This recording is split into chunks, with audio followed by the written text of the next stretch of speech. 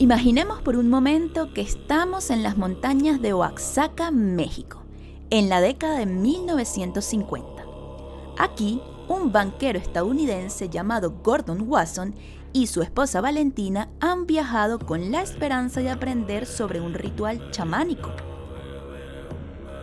En una noche oscura y mística, Wasson y su esposa se unen a la chamana María Sabina, quien les presenta los hongos sagrados, llamados Teonanacat, o carne de los dioses.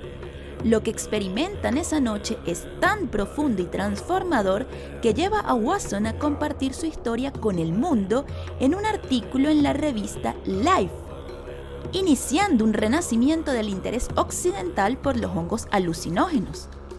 Sin embargo, esta historia no comienza con Wasson ni con Sabina, sino miles de años antes, desde los chamanes de las culturas indígenas de América Central y América del Sur hasta los misteriosos rituales de los antiguos griegos en Eleusis. Los hongos alucinógenos han jugado un papel importante en la exploración de la mente y el espíritu humano. Durante siglos se creía que estos hongos eran un puente hacia el mundo espiritual, una forma de comunicarse con los dioses, de sanar el alma y de encontrar la iluminación. Pero, ¿qué es lo que hace que estos hongos sean tan especiales? El secreto reside en un compuesto químico llamado psilocibina, descubierta y aislada por primera vez en los años 1950.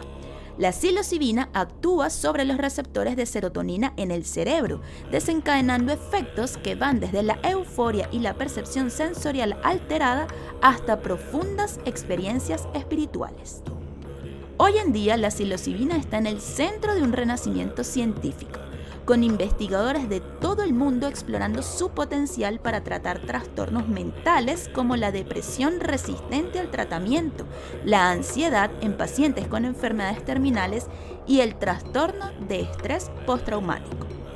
Este pequeño hongo, una vez relegado a los márgenes de la sociedad, está comenzando a recibir la atención que merece como una poderosa herramienta terapéutica. Acompáñame a explorar la historia, la ciencia y el futuro de los hongos alucinógenos y la psilocibina. ¿Cómo pasaron de ser una carne de los dioses a un posible tratamiento para algunas de las condiciones más difíciles de la medicina moderna?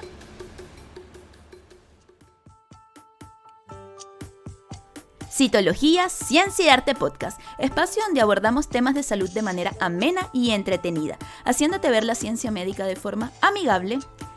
Soy Elizabeth García, citotecnóloga y bioanalista de profesión, divulgadora científica y apasionada de la vida que existe bajo la lupa del microscopio. Este espacio llega a ustedes gracias a la Academia Citología, Ciencia y Arte, lugar donde encontrarás cursos y diplomados online en citología. Visita su web www.citologiacienciayarte.com y conoce más del fantástico mundo de la citología.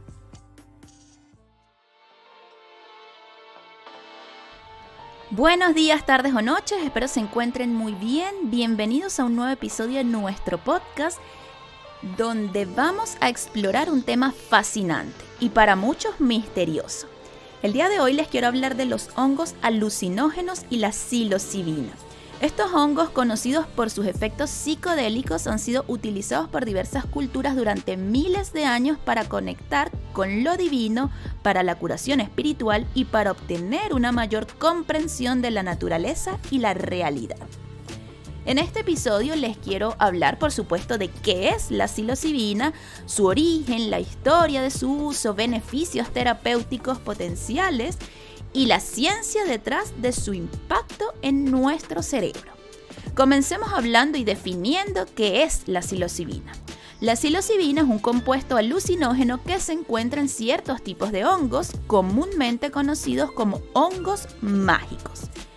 Es un alcaloide triptamínico que una vez ingerido se convierte en psilocina en el cuerpo, la cual interactúa con los receptores de serotonina de nuestro cerebro, principalmente con el receptor 5-HT2A, causando efectos psicodélicos como alteraciones en la percepción, el estado de ánimo y la cognición. La psilocibina se encuentra en más de 200 especies de hongos del género Psilocibe, pero también en otros tipos de hongos como Plateus, Copalandia, entre otros. Estos hongos se encuentran principalmente en regiones tropicales y subtropicales de América, Europa y Asia. El consumo de hongos alucinógenos, específicamente de aquellos que contienen psilocibina, se remonta a miles de años. Evidencias arqueológicas y etnobotánicas sugieren que las culturas antiguas en varias partes del mundo los han utilizado durante al menos 5.000 a 9.000 años, en ceremonias religiosas, rituales de curación y prácticas chamánicas.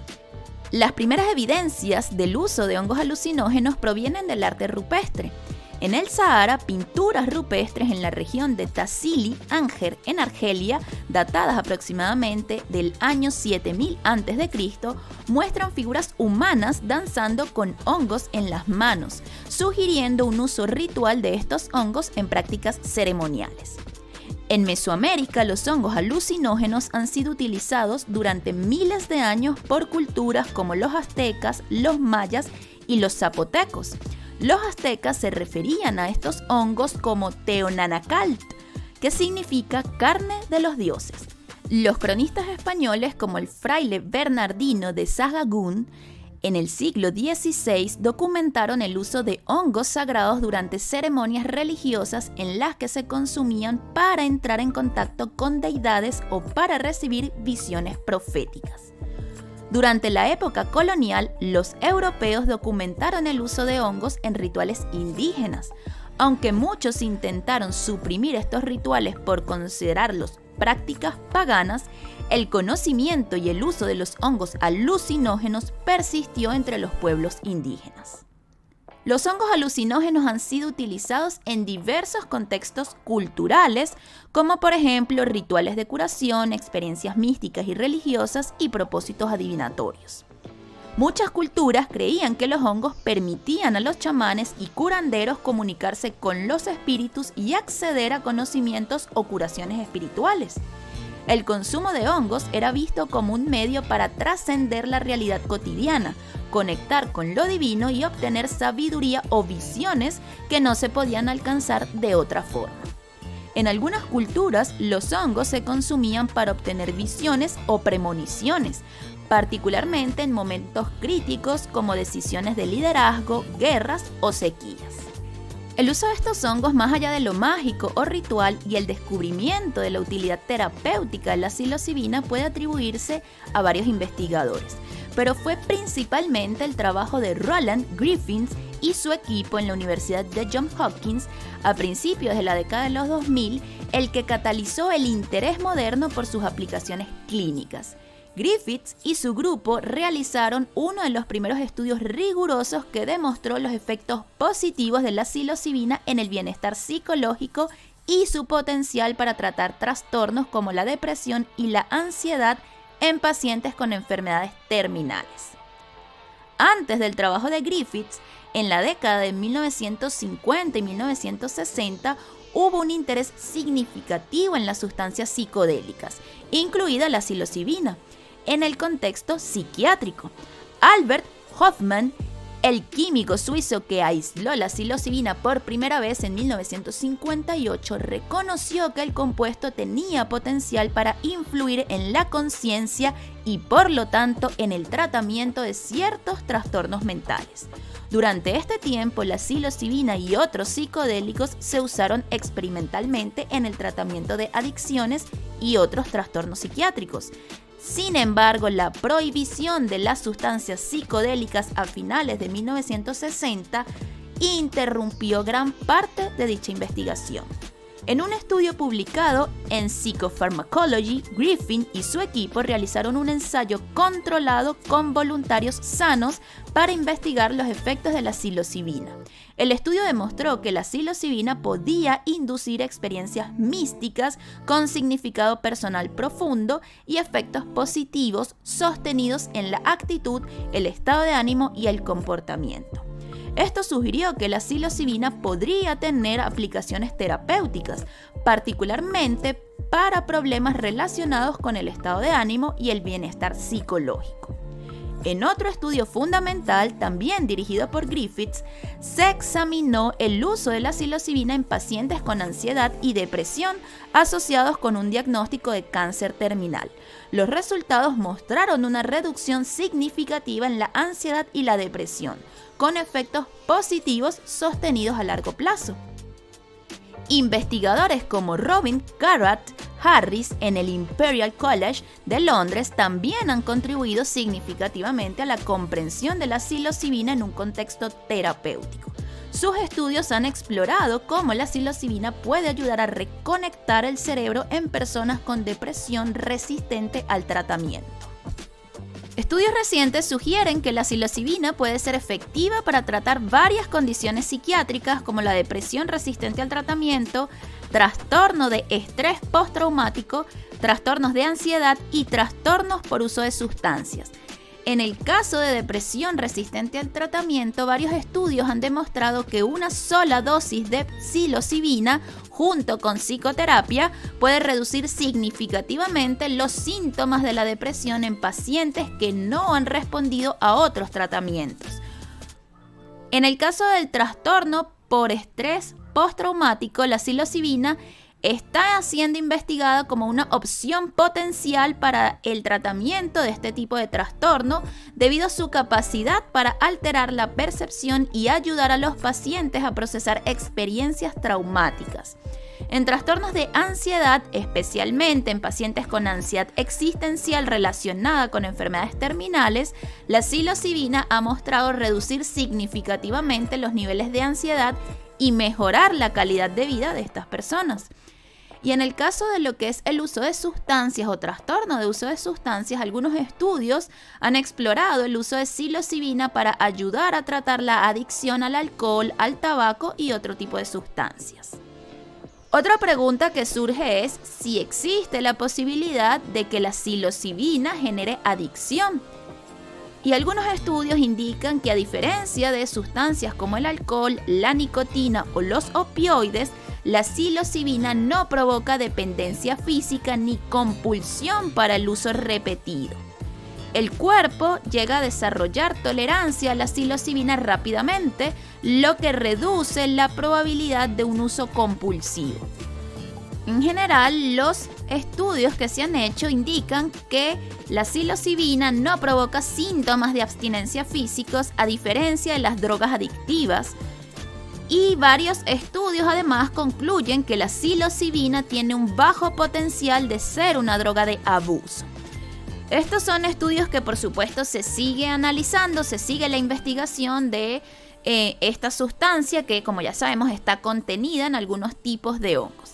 En la segunda parte les voy a estar hablando del estado legal a nivel mundial de lo que es la psilocibina, si es legal o no el consumo de este tipo de hongos y si se puede usar en terapias como un tratamiento. Así que de eso les estaré hablando en la segunda parte. No se vayan.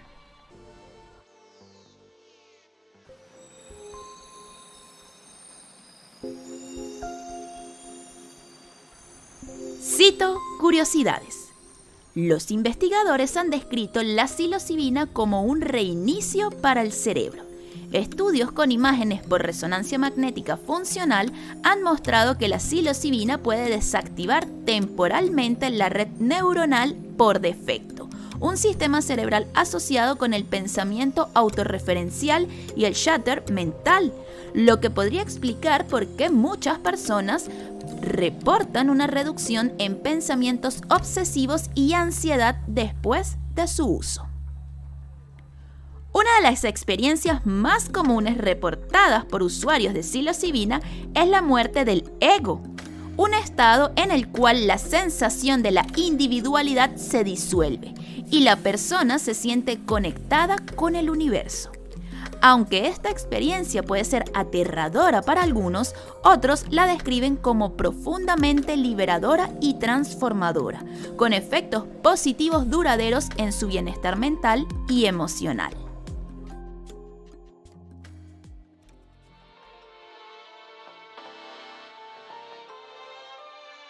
Volvemos en esta segunda parte, en donde les quiero hablar sobre la legalidad de la psilocibina a nivel mundial. O, bueno, en general, ¿no? En ciertas zonas del mundo, pues no vamos a hablar a detalle de todos los países, por supuesto que no nos daría el tiempo. La legalidad de la psilocibina pues varía considerablemente en diferentes partes del mundo y está en constante evolución debido a la creciente evidencia científica que respalda sus beneficios terapéuticos, como de hecho lo vimos en la primera parte. En el caso de Estados Unidos, a nivel federal, la psilocibina sigue clasificada como una sustancia de la lista 1 bajo la ley de sustancias controladas, es decir, que no es legal su uso. Esto significa que es considerada como una droga con alto potencial de abuso y sin uso médico aceptado. Sin embargo, la FDA, que es la Administración de Alimentos y Medicamentos, ha concedido la designación de terapia innovadora a la psilocibina para la depresión resistente al tratamiento, facilitando investigaciones clínicas mucho más amplias. Algunos estados en Estados Unidos y algunas ciudades de dicho país han despenalizado o han permitido el uso de psilocibina en contextos específicos. Un ejemplo es el caso de Oregon, que a partir de 2023 estableció que la psilocibina se puede utilizar legalmente bajo la supervisión de un facilitador certificado en centros de servicios de psilocibina autorizados. Además, ciudades como Denver, en Colorado, o Oakland y Santa Cruz, en California, han despenalizado el uso de hongos psilocibios. En otros países como Canadá, la psilocibina es ilegal para el uso recreativo, pero se han concedido excepciones bajo la sección 56 de la Ley de Drogas y Sustancias Controladas a ciertos pacientes y profesionales de la salud para el uso médico y terapéutico de la psilocibina. Existen varios ensayos clínicos en curso en Canadá que exploran los efectos terapéuticos de la psilocibina para condiciones como la depresión, la ansiedad y el trastorno de estrés postraumático. En el caso de Europa, los Países Bajos, aunque en estos países los hongos psilocibios están prohibidos, las trufas psilocibias que contienen el mismo compuesto activo son legales y están disponibles en los llamados Smart Shops. Esto ha permitido una cierta flexibilidad en el uso de psilocibina para fines personales y de investigación. En el caso del Reino Unido, la psilocibina está clasificada como una droga de clase A, pero hay un creciente movimiento de científicos y médicos que presionan por la reclasificación para permitir más investigaciones clínicas. En el caso de lo que es Portugal y España, aunque el uso de psilocibina no está específicamente permitido, la posesión de pequeñas cantidades de todas las drogas ha sido despenalizada en Portugal desde 2001. En el caso de España, el cultivo de hongos psilocibios para uso personal no es explícitamente ilegal, pero la venta y el tráfico sí que son ilegales. En el caso de Australia, a partir de julio del 2023, Australia se convirtió en uno de los primeros países en permitir que los psiquiatras utilicen la psilocibina como parte del tratamiento de la depresión resistente a tratamiento y al trastorno de estrés postraumático en un entorno clínico controlado. Esta decisión fue tomada por la Administración de Bienes Terapéuticos de dicho país. En conclusión, en relación al uso médico de la psilocibina, este está respaldado por una creciente base de evidencia científica que sugiere su efectividad para tratar varios trastornos mentales y emocionales, entre los que se incluyen la depresión resistente a tratamiento, la ansiedad en enfermedades terminales, el trastorno de estrés postraumático y la adicción. Sin embargo, su estado legal varía ampliamente en todo el mundo y aunque hay un movimiento creciente hacia la despenalización y el uso terapéutico supervisado, la psilocibina sigue siendo ilegal en muchos países. A medida que continúan las investigaciones y se comprenden mejor sus beneficios y sus riesgos, es posible que veamos más cambios en la política y en la aceptación de la psilocibina como una herramienta terapéutica valiosa. Ya pudimos conocer entonces que la psilocibina es una sustancia alucinógena que está contenida en algunos hongos. Conocimos un poco sobre su historia, desde cuándo el ser humano la comenzó a utilizar y con qué propósitos, y el uso que se hace hoy en día, incluso el hecho de que puede ser un tratamiento como parte de algunos trastornos psiquiátricos, y esa utilidad y todas esas investigaciones que se siguen haciendo hoy en día para conocer, por supuesto, su efectividad sobre estas patologías psiquiátricas, pero también los riesgos que tiene el uso de este tipo de tratamientos. Recuerden que no se puede hacer uso indiscriminado de las sustancias y menos de sustancias de este tipo que aún siguen en investigación, y que por supuesto cada país tiene sus propias legislaciones en base al uso de la psilocibina. Y en caso de que su país sea un lugar donde se permite el uso de psilocibina, pues por supuesto siempre hacerlo bajo supervisión médica. Recuerden que son sustancias que generan alucinación, son alucinógenos, y por supuesto debe ser utilizado, si la idea es utilizarlo para un tratamiento terapéutico por enfermedades mentales, pues debe ser bajo supervisión médica y en las dosis correspondientes. No hagan uso indebido de este tipo de sustancias, porque aún se sigue investigando qué otros efectos puede tener sobre el cuerpo. Si bien los que les mencioné aquí son efectos bastante positivos en este tipo de trastornos, pues se continúa en estudio para saber qué efectos o qué riesgos negativos pudiera tener en la salud de estas personas que usan la psilocibina. Espero que haya sido de interés este episodio para ustedes, y por supuesto no olviden darle like, comentar qué les pareció este tema y suscribirse a nuestro canal. Nos vemos en un próximo episodio. Chao, chao.